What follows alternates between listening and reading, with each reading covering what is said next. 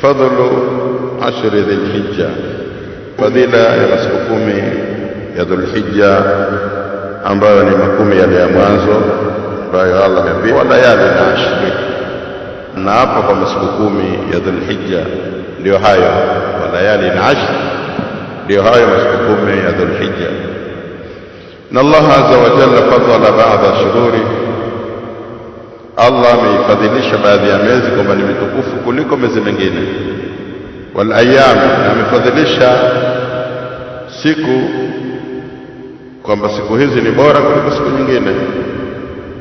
Tumeona inna iddat shuhuri inda Allah 12 shahra, tumeona idadi ya miezi mbele ya Allah na hukumu yake ni miezi 12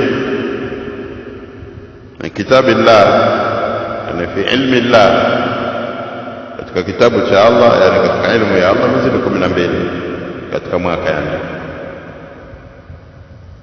yawma khalaqa as-samawati wal arda minha arba'atun hurum, tokea siku Allah alipoumba mbingu na ardhi, na katika hiyo miezi 12 kuna minne ambayo ni mitukufu. Kwa hivyo tunaona kwamba kuna baadhi ya miezi ni mitukufu kuliko miezi mingine. Wala ayamu, na vile vile kuna masiku, siku ya Ijumaa ni tukufu zaidi kuliko siku nyingine. Sawa, siku ya Ijumaa tukufu, siku ya Arafa ni tukufu kuliko siku nyingine. Walayali, na vile vile kuna masiku, yani masiku bimaana ule wakati wa usiku, kama Lailatul Qadri ni tukufu kuliko siku nyingine.